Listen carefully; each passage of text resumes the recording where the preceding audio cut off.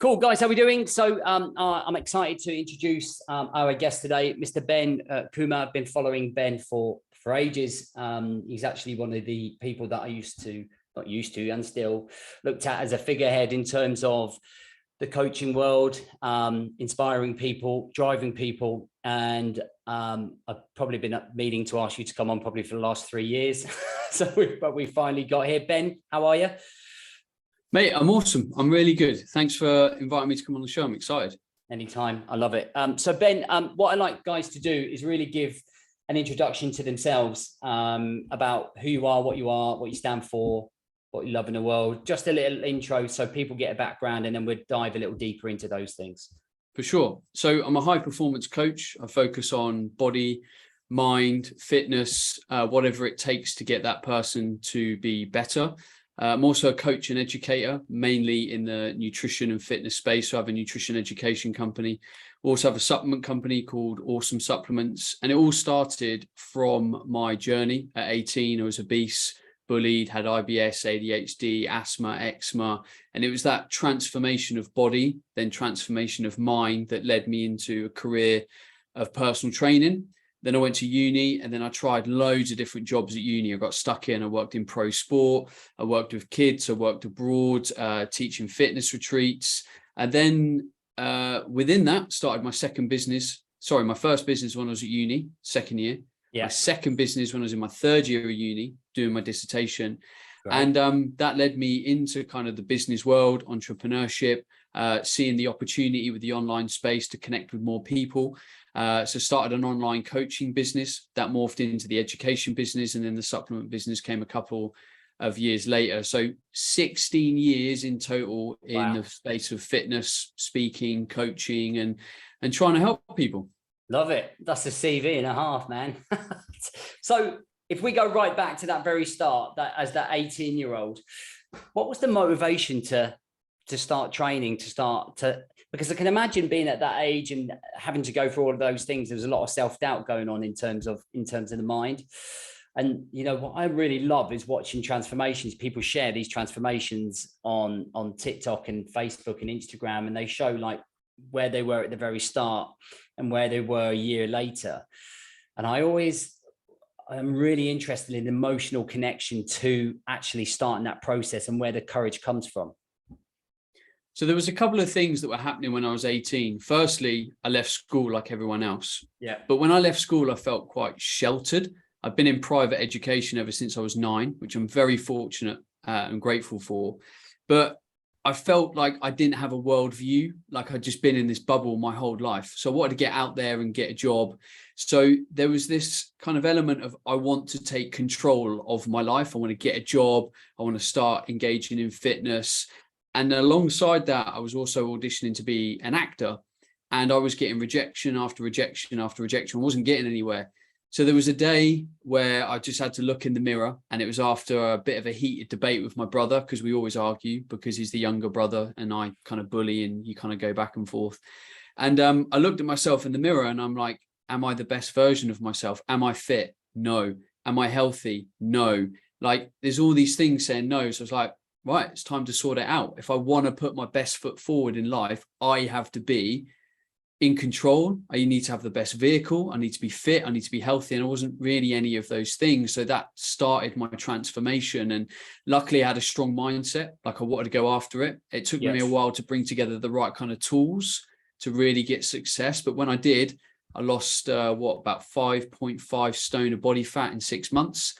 And then that process, what does it do? It gives you more confidence, gives you more self-belief. And then you kind of really start that journey of crushing life. Yeah, man. So did you have a good childhood? Good. Mixed. You know, there's some loads of great stuff, man. Like I moved a lot as a kid. I was in a military family. So we moved like all the time, every 18 months, 2 years, we were on the move. Dad worked away a lot. So that was definitely, you know, that informed part of my character, my dad not being around a lot and kind of vying for that love. So there was definitely a chip on my shoulder in my youth there, big time. Yeah. Went into private education at 9, very fortunate because you get like a means tested place when you're in the military. So very lucky for that. And then my parents got divorced at 11. So that was pretty rough. Then went to live with my mum. But again, kind of that boarding school education was always like the anchor, like I always had that as like a safe place. So mixed, like, you know, nothing terrible, but, you know, probably could have been a bit better in places. Yeah, I totally agree. So like, I always found that I went to boarding school, like I lost my dad very early, and I was struggling to socialize at that age when I lost him and went to boarding school. And I always found that boarding school gave me a grounding for sports, for performance, for showing up, community. And I always put that down to probably one of the reasons I wanted to join the military, one of the reasons I wanted to go in there. Was there at any point that you kind of felt that you wanted to go into the military and take that and follow your dad's footsteps? Yes, but it was only in a period of time where I kind of lost myself. Okay. So my dad being in the military and me being in a military school kind of made me hate the military. Yeah. And that was only because it felt like it was really forced down my throat. Every day I had to get up, polish my shoes, and as a 13, you don't want to do that at 13. Like, it's just, you want to play, you want to have fun, you want to play sport, you want to chase girls. Yeah. So the environment made me hate it. But then I left school and went to uni. It was after uni where I'd started my second business and it just wasn't taking off in the way that I wanted or expected, as you do. And it was at that point where I was like, right, I've not really got a home with my parents living in it, because my parents were living abroad in Abu Dhabi. Didn't want to move to Abu Dhabi because the fitness industry was nearly non-existent. I went over to Abu Dhabi to check it out and it was like 3 gyms. It was like, oh, okay, this is a bit weird. So at that point, I was like, well, I could just go into the RAF as a PTI. And luckily, I applied. Couldn't really meet the run test. It was really hard. It was like 8 minutes something. Oh, okay. The run test. Yeah. It was the hard one. And I was like, my legs just do not physically move fast enough. And then actually the RAF denied me a place because I traveled too much. They said I was a terrorist risk. Weird. Terrorist risk. Yeah. For all the travel I'd done, because I traveled a lot as a kid. I'd done like Thailand, Vietnam, like Singapore. I've been like a lot of places because I went backpacking when I was 19. Yeah. So that was the nail in the coffin. I got those kind of like 2 rejections, and it was like, right, this isn't my path. I'm done. Do you sometimes think there's like a universe saying this is just not meant to be? Like, I'm just not meant to go down that military. When I left the military the first time, I tried to go back a month later, and I went into the careers office and said, look, I've been out a month, I need to go back. And we went through this whole rigmarole where like I signed for my military papers to go back in, and I was due to go back in 3 weeks, and actually phoned up and nobody had heard of me or me going back in. And I ended up getting to the point where I didn't want to go back in. And some things just happen for a reason. I don't know, like that's going probably a little bit deeper, but do you ever feel that if you had got into the military, you would have really seen that as a mistake? I don't know. I am an individual that will always try and take the positives out of any situation. Yeah. I will always try and learn. I'll always try and experience things. I think if I'd have got into the military, I would have put my hand up for every opportunity. I would have pushed to travel. Yeah. I probably would have tried to get on like the team with the RAF, like rugby team or something like that, been their nutritionist and their strength and conditioning coach. So I think I probably would have had a lot of fun. Yeah. But I can imagine I would have been in there 3-4 years, and then I would have been like, I'm butting heads against the system here. It's my time. Yeah. But I think we would have got some stuff out of it for sure. Yeah, definitely. So on to uni you went, and was it the second year you mentioned you started your first business? Yep. So, and what was that? That was called YourDietAdvisor.co.uk, and it was basically online nutrition coaching with a form of testing tied into it, which was sort of becoming popular at the time. I love that. And what made you want to do that? Like what was the inspiration? Where did that come from? So I went backpacking at 19 and I just caught the bug for traveling. Loved it. Like I was just like, why would you not want to spend your time experiencing cultures, foods, people, experiences? And it made me grow a lot because I was quite, I want to say a weird kid. I had really bad communication skills as a kid because I was bullied so much. So I always felt like I was trying to impress people rather than connect with people. And traveling taught me how to connect with people. So I kind of got a bit addicted on like a personal front. Yeah. And when I was in uni, when you're in uni, you get kind of like, you get anchored to uni, right? You've got to spend 3 years doing your thing. And even though I traveled a lot in the summer, I was like, I don't want this. I need freedom. Yeah. And that made me really connect with the word freedom. So throughout my kind of career journey, I've always sought freedom. So entrepreneurship gives you a level of freedom. Having an online business gives you a level of freedom. Money gives you a level of freedom. And that's why I sought out trying to have an online business, because it would give me those things. What does freedom mean to you? Like, what feelings of emotions and what, how does it make you think? How does it live your life? What, like, if you can give people a description of what freedom meant to you, what would it be? So it'd be largely being able to control my day. Now I can and I can't with that, but I have to be happy with the things that I do in a day because I created the business. So the business demands things of me, but I created that. So I can't be unhappy with that. Okay. So, you know, I want to be able to kind of wake up when I want, like if I want to start work at 8 or 10 or 9 or 6, like I want to be able to do that. I want to be able to work out in the middle of the day if I want to, or take the afternoon to play golf. Like, you know, I can do that within certain, you know, within a certain degree. And then if you're good in business, that brings a certain amount of financial freedom. And I don't think anyone would not agree with me that that is a good thing in life. And when you're in business, you kind of feel this sense of freedom where you can move into a new direction if you want to. Like if I'm unhappy over here, I can kind of pivot over here. So I was unhappy after I'd done 5, 6, 7 years of coaching. I was like, I'd like to go into education now. And we're able to morph the business and kind of move it along. So those are those senses of freedom that I sought. I love that. Handicap in golf? Don't even know what that means. I just play for a bit of fun. Love it. Love it. So the second business, then, and the third year, dissertation year, you set up another business. And so what was that? Was that some form of PT? That was what is the BTN Academy now. So that was the same. It was online nutrition coaching, but from the first business, I learned a lot about providing the right product for your customer, the right kind of branding that transmits your values. So I kind of just got it all wrong the first time, had to scratch that off. And I then created a business that worked over time. I love that. And how old were you around this time? So 21, 22?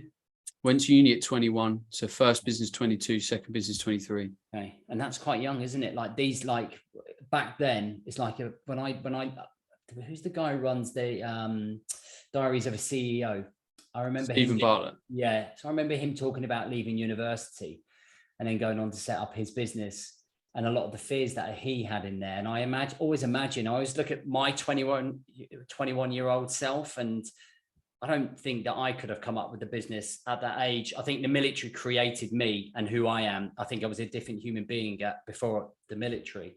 So when you set up those businesses, did you go through what many entrepreneurs do and go through that elements of fear, overthinking, or because you were quite young, you were just like on fire, let's go, let's find out where this is going? I saw starting a business at 23 as no risk. And that was because I was at uni, had the stability of a grant. I worked a lot. Like at some points at uni, I had 5 jobs. So I was never short of cash because I worked hard. So it was like, well, what's a website going to cost me to set up? Okay, it's going to cost me $3,000 because I used an agency, and it's going to cost me a bit of time. And it means I'm going to have to work an extra 2, 3, 4 hours a day building the business. So I didn't see it as a risk. And, you know, sometimes people look at the prospect of starting a business as really risky, but like, do it in the evenings, do it on the weekends, do it in those quiet moments. And then when you start to get some success, that's when you can say, shit, I'm going to go part-time in my job now because I'm bringing in $1,000 from my side hustle. And then you slowly make that transfer. So yeah, I didn't see it as a risk. Like, don't get me wrong, it was hard. It was 3 years before I could go full time. Yeah. I didn't see it as risky because I was willing to do the work to support the long game. Yeah, I get it. And I think like when we get older and we have kids and we get married, there's a lot more risk, right? There's a lot more to think about, a lot more worry. And one thing that I often find with a lot of lads that we listen to is that they're quite unhappy in their jobs. So I kind of find that the majority of lads that we've worked through, they go through that 20-year-old and then they find the person that they love, they settle down, they get married, they've got a mortgage, and then all of a sudden they're in a job that they didn't expect to stay in. and they have to almost stay in that job and become very unhappy in the process. And many of them don't actually do what they want to do. So you must have found that as you evolved through your 20s, working for yourself, you must have found that actually when it came to your work, your passion, your drive, your desire, was that always high, or did that dip at times? Or have you ever sort of fallen out of love with being an entrepreneur in your business as you've evolved? I've only fallen out of love year 2017. I had a very difficult year where I was getting attacked an awful lot by an individual, and it was very problematic for our business. We lost an awful lot of money. I, became very reclusive, depressed. It was very challenging. And then we nearly went into bankruptcy. So I had to have that fight to get us out of the hole. So that was very uncomfortable. And I kind of almost on days wanted to be sucked into a black hole. But I didn't want to go down that way. So I fought the whole way. And then the last 2 years have been very difficult. Pandemic, had 2 kids, had long COVID for 14 months. So there was just like a lot of shit to deal with mentally, emotionally, physically. And I've taken a lot of the positives out of that now. Like I'm now starting to reorientate myself. I've been who I am in the business world and fitness for a long time. And I'm now starting to morph that into something else and realign the kind of mission. So yeah, I think we all go through those phases, but they're natural. And the best thing you can do is have the right kind of people around you to help reorientate yourself and not feel alone. Yeah, I agree. And that's something that we preach an awful lot. I think you're the product of your peers around you, right? And the people that pick you up and the people that redirect you. And I think, I mean, if you think about the time from that period of that incident that you're talking about and going through COVID, what do you think you've learned most? If you could choose the top 3 things that you've learned most about yourself during those periods of hardship, what would they be? And do you think you've grown coming out the other side of that pandemic and that incident that you spoke about? Yeah, definitely. So the first thing is becoming way more patient. So having kids, being ill, like it taught me to slow the fuck down. Because I couldn't keep going at the pace I was going at, because it would have made me ill for even longer. So my illness, I felt, was teaching me to slow down. Okay. The second thing was what's really important with how to spend my time.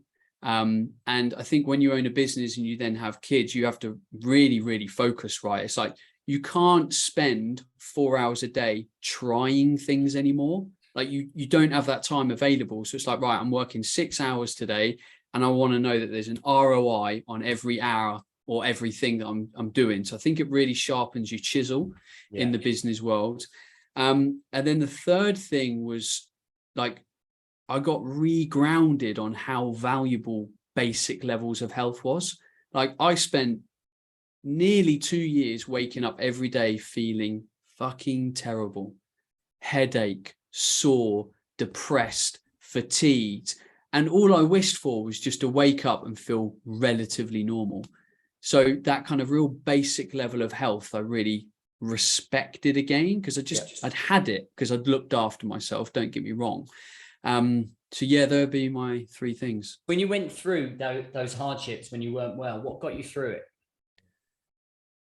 Knowing that I have a family that need me, knowing that I do have a lot of people watching, like, I've got a half decent following online. People have followed me as a health guy for a long period of time. That I knew deep down that there would be lessons from it. Like it's hard right now, but I will grow and become a better version of myself. And that's hard to accept when you're in the hole, but it will happen. It is there. Yeah. I think with, I find that for a lot of lads coming out the back of COVID or going through COVID, I think identities have been changed. I think through hardships, resilience is built. Through adversity, robustness and resolve break through. But what we also see is the flip side of that for a lot of guys, where it actually crushes them. It feels like a big weight carrying around a huge burden. And one of the things is constantly, we talk about showing up at 1% a day. Like, it's this big overwhelmed thinking, I want to change my life. I need to get back to being this this individual that we've built up inside of our heads. And it's sometimes patience. I love that you said patience, because patience is key, right? I think change for an individual almost takes a year in terms of rewiring, depending on how long we've been in that mindset. And I think through COVID, so many people lost who they were, lost direction, lost emotional connection. But I think we gained in terms of what was important. Do you think that since COVID has finished, we've almost gone back to default and maybe slightly forgotten actually the values that we built up through COVID, the emotional connection to our families, to our loved ones, what was important? Do you think reality has punched us in the face quite hard? I do think reality has punched us in the face hard.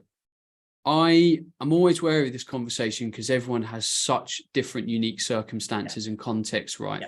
But what I do think's happened is somewhere, for most people, like elements of your life has changed on so many micro levels that it's actually built up to a lot. So like for me now, I've always worked from home, but now I never travel like anywhere. Like I don't do the big conferences anymore because there's hardly any on and all that stuff. So I don't travel and I don't get inspired anymore. I've got 2 kids, so it's a lot harder to get out and go on holiday. Time's really short because I've got 2 kids and you've got to get them up in the morning and put them in beds and all the rest of it. So I kind of spend a really long period of time at home.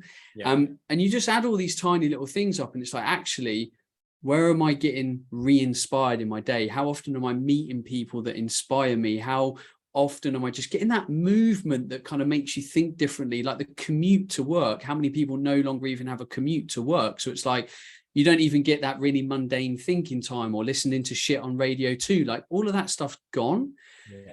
But we don't see it because that had to become the norm, and it's become the norm now. So it's like now people are like feeling a bit stuck, a bit pissed off, a bit agitated, and we're not really figuring it out because it had to become the norm and a lot of things have changed and we've had to accept a lot of stuff.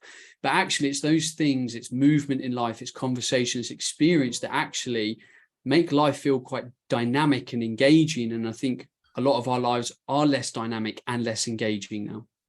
So yeah, I agree, and I think we have to be, and as coaches as well, re-educate, but also inspire as well a lot of the time in terms of routines and structures and things that we can do to get that engagement. So we have a thing called SRS, and it's about building up your structures, to build up your routines, and building the system to connect the dots.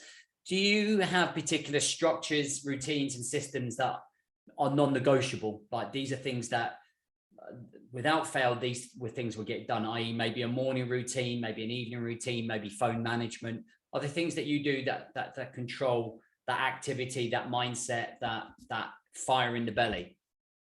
There's only a very small amount of things. First thing is getting a good night's sleep. So I'm in bed pretty early. I try and get in bed for like 9, 9:15, 9:30, because I might get woken up in the night by my daughter, and I want a good chance of getting a lot of sleep.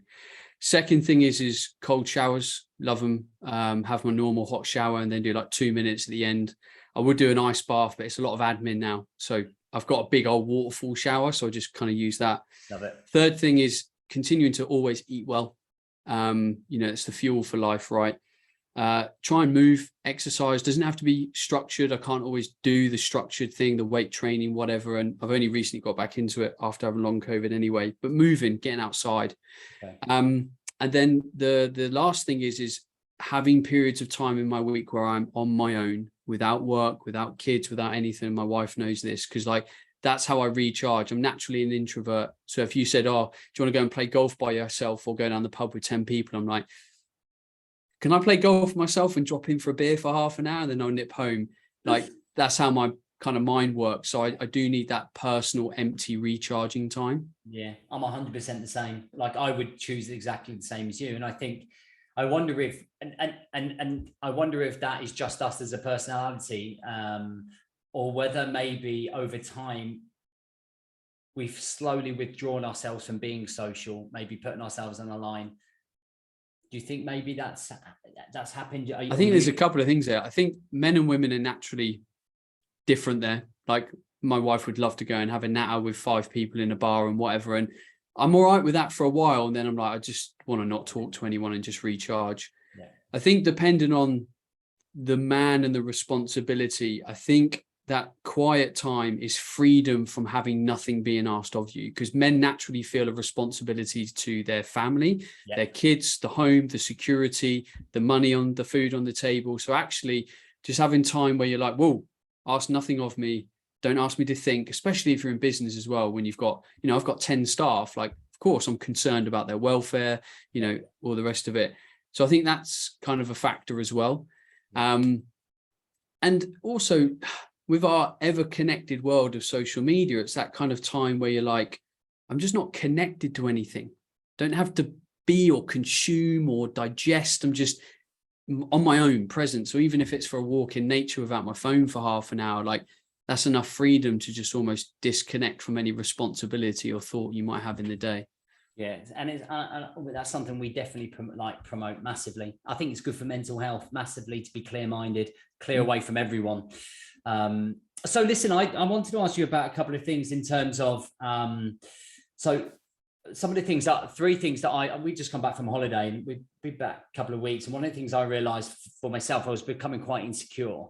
I think I'm naturally an insecure person anyway, and it stems from my dad dying very young and that need to make sure that everything's going to be okay. And I recognized that there were three key triggers, and that was the news, that was porn, and that was social media in terms of consumption of those things that were creating, like we spoke briefly before about how it affects our business, how it affects my relationship with my partner and other people. Are there, would you say, triggers in your life that maybe make you feel things like that? Or are there things that you desperately try to avoid that actually sometimes can influence your decision making or your thought process? Ooh. Deep. Yeah, it's one of those things where you almost want to unpack that for yourself a little bit. In terms of, I think distance from social media is an important thing for me. Being bullied at school, I naturally compare myself a lot to other people, and it's something that we do naturally as humans anyway, and I think is completely unavoidable. So I think it's about kind of controlling that. So if I put a bit of content out online and it's not that good, I'm thinking, oh, okay, why wasn't it that good? I might not be able to easily let go of that. And then I'm scrolling and then I'm seeing other people's stuff, and then I'm in a bit of a rabbit hole in my brain with comparing and analyzing, and I'm kind of questioning too much rather than just being able to say, okay, maybe you just didn't get that bit right. Tomorrow's a new day. Try a different kind of angle. So I think social media, I have to kind of control that. And if I was to, we spoke about this on my podcast the other week, where if you could delete a social media channel, which one would you delete and why? And I said I'd delete all of them apart from, and I think I said Google, I'd keep Google, I'd keep blogging, and I'd keep YouTube. And that's because I love long form content. Yes. And I love the nuance and the context that it gives. And I hate this kind of 60-second world where we're all trying to get life into 60 seconds. And it's like, fuck you, you just can't do that. I love that. And people are trying to piece life together through these 60-second snippets. And I'm like, we're losing this battle. We're losing this war, and that was, so social media. I love it. Just fucking get it out. I agree. I know a lot of the platforms are 60 seconds, and sometimes I'm gasping for air because I'm talking so quickly, and sometimes I hate that. I do my show, and my shows are 10 to 15 minutes long, and I love that because just having a conversation with what's going on in my head really through our shows, and I think it allows people to listen more and communicate more. Everything's so quick and fast, and how you do anything is how you do everything. So if people are consuming quick content, they expect quick results, and it just disappears. How do you feel being in front of so many people? Over the years, how have you managed to deal with, I guess, critiques? Do you struggle with imposter syndrome?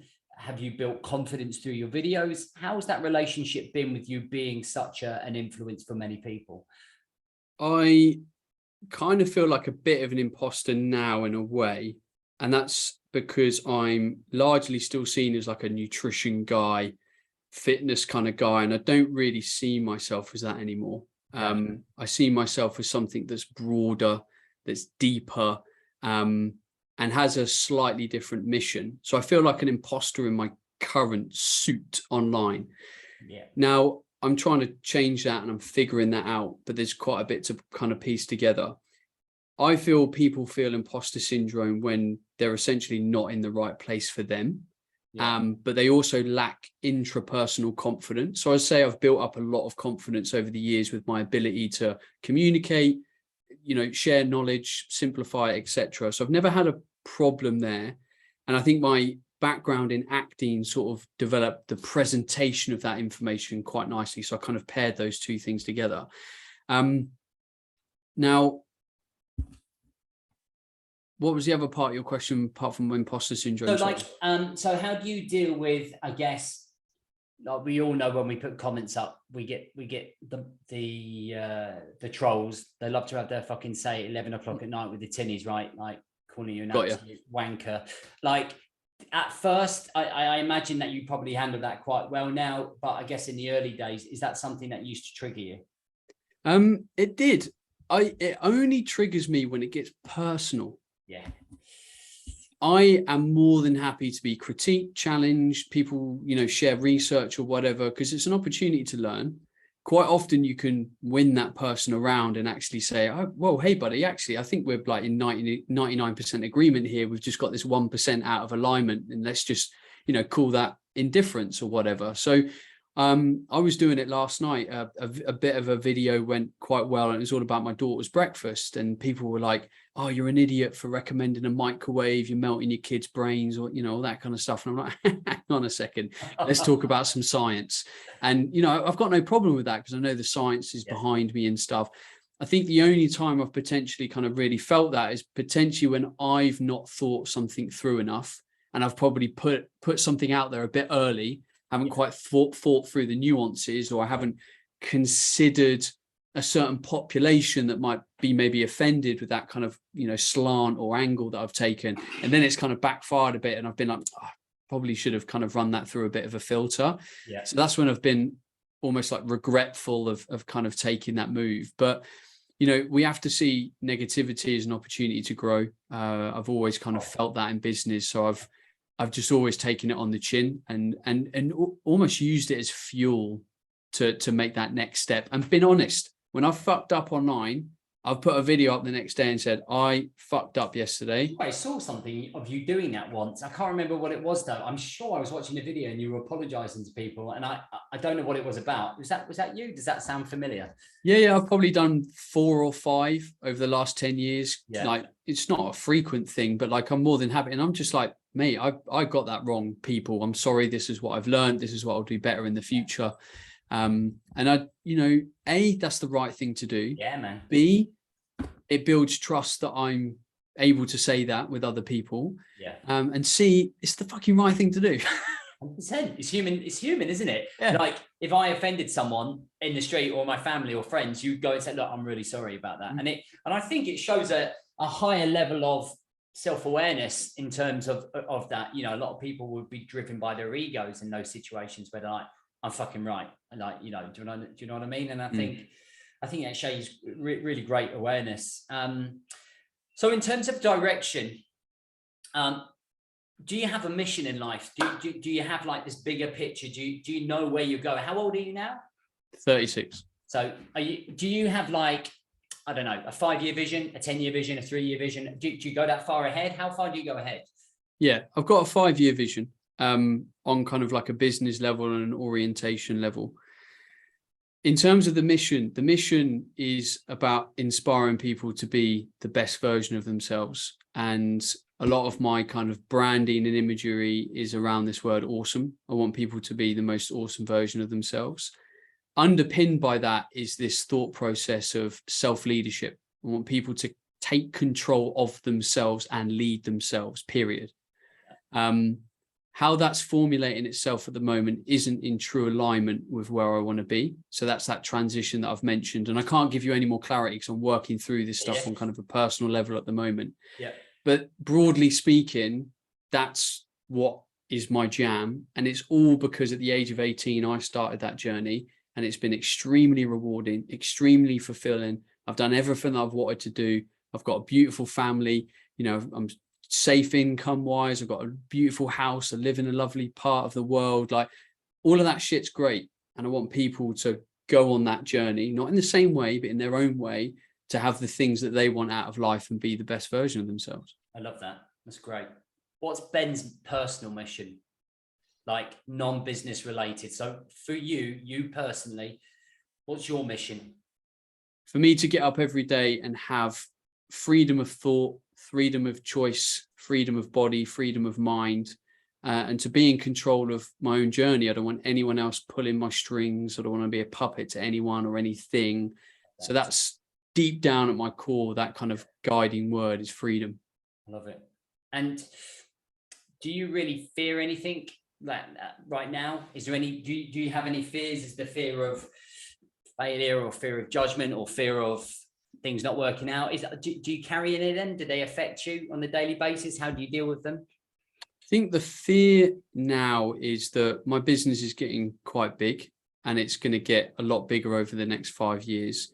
The fear is the risks are a lot harder to take because you are spending large amounts of money. So as an entrepreneur, you might spend 600 or 700 quid on a little ad campaign. You know, we're now dropping 15, 20, you know, whatever checks. Like, we launched a product into market last year where we had to put up 60 grand. We've never put up that amount of money on a product line before, and it's not quite working out the way that we wanted to. Like, we're probably going to lose money on that line.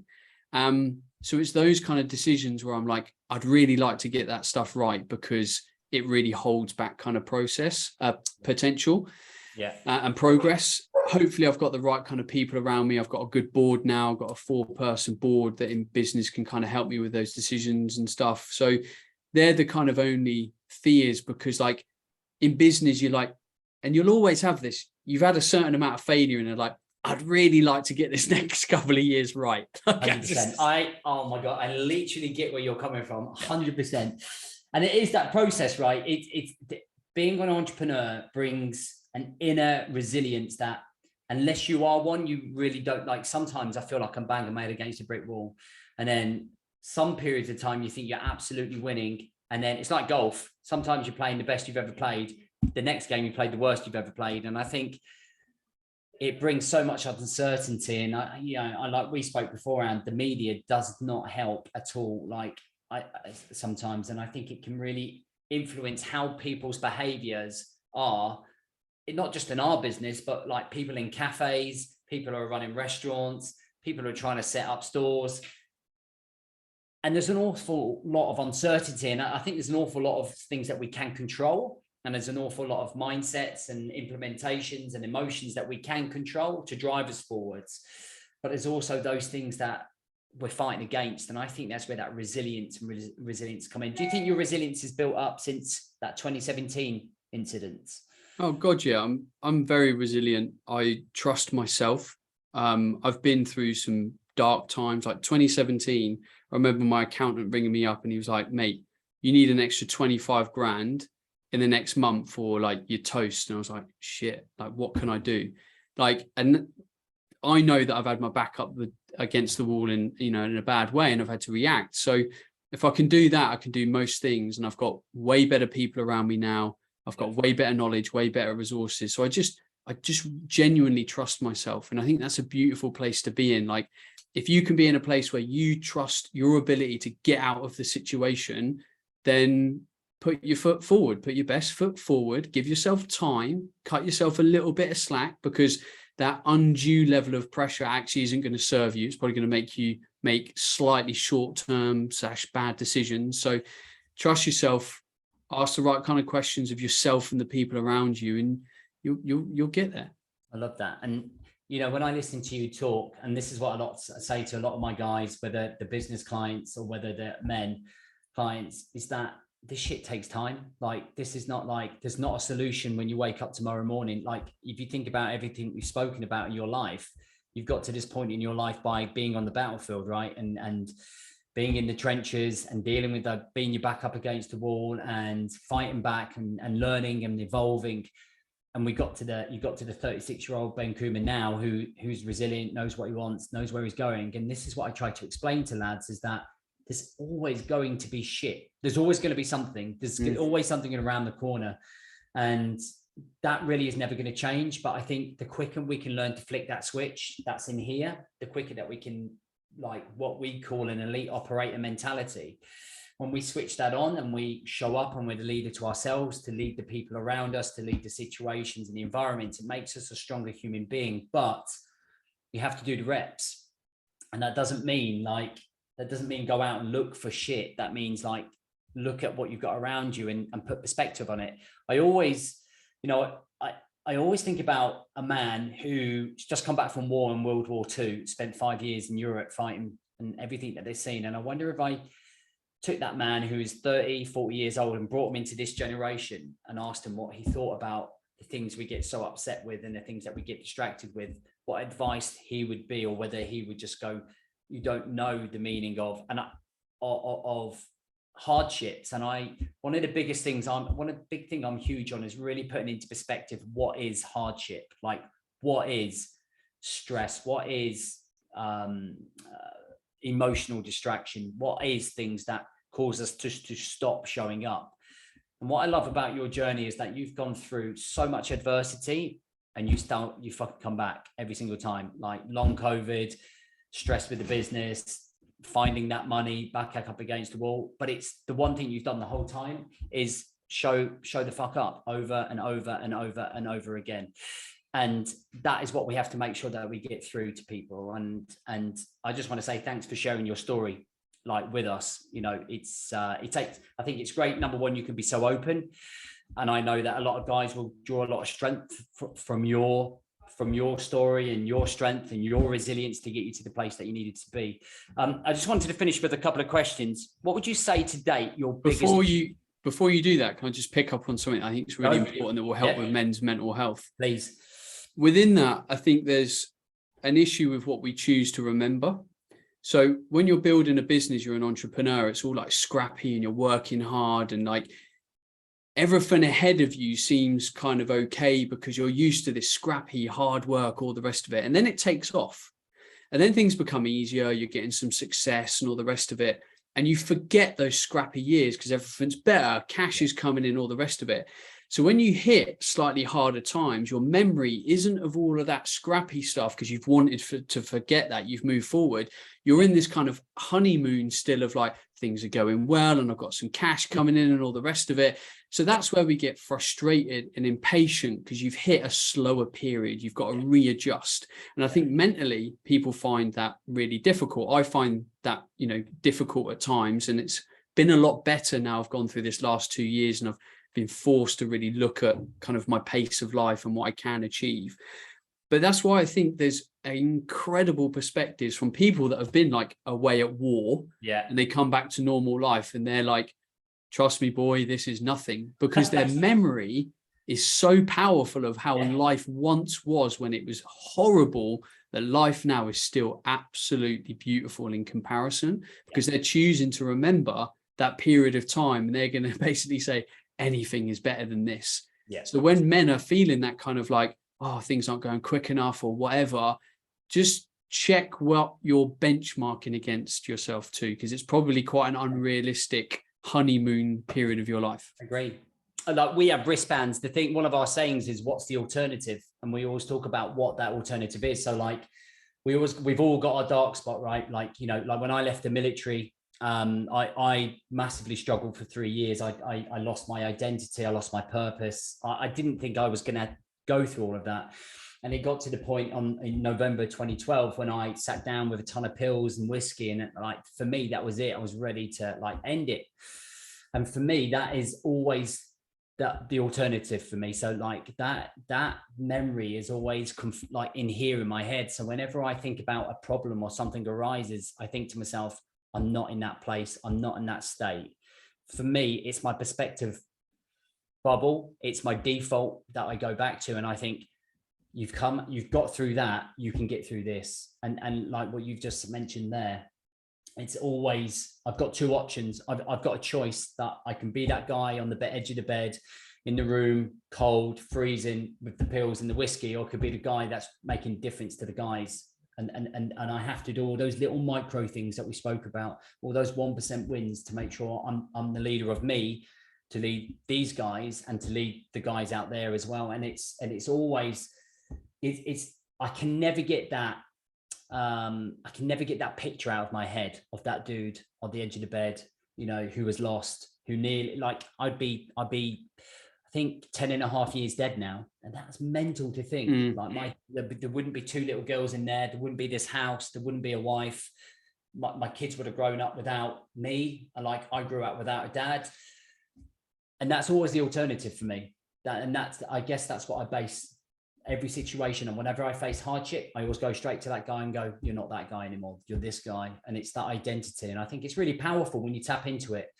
When you find that little alternative bubble, you go, let's smash this. Let's you know, one life.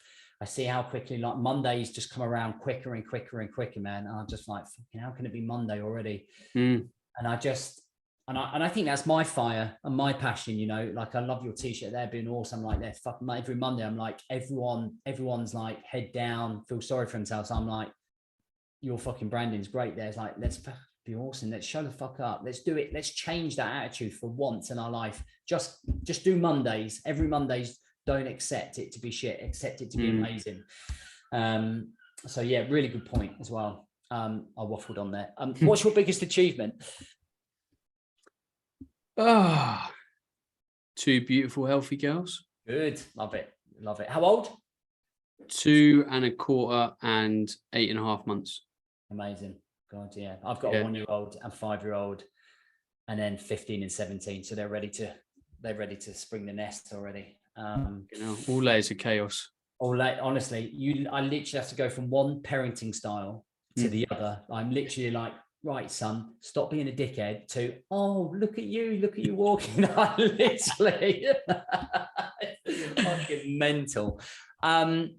If you were to give somebody 3 key pieces of advice to pick themselves up who are struggling right now, based on your experience, I think a lot of people will have got a lot from you already, but if you were to summarize it into 3 bullet points, what would they be?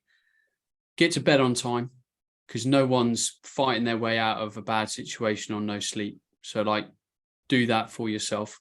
Love that. Secondly, go and speak to the right kind of people, because they're going to give you perspective on where you're at and where you need to be. And number 3, get out. And this is the mistake I think a lot of people make in sort of self-development, is they add things into their life rather than take things away. Firstly, take things away. So wherever there is friction in your life, whether it's people, environments, work, situation, try and take it away and create that freedom. So, like, you're just basically removing all the weeds and stuff, so you can start to see the roses and the rhododendron at the back and stuff looking all pretty. I think if you start to do those 3 things, you'll be a lot closer to knowing where you need to be and where you need to go. I love that. That's great. Ben, where can people find you, contact you, like, follow you? Yeah, come have a follow, Ben Coomber, on social media, Instagram, Facebook, wherever you want. I've got a podcast as well, Ben Coomber Radio. If you think I've spoken some sense today, come check me out. Come say hello.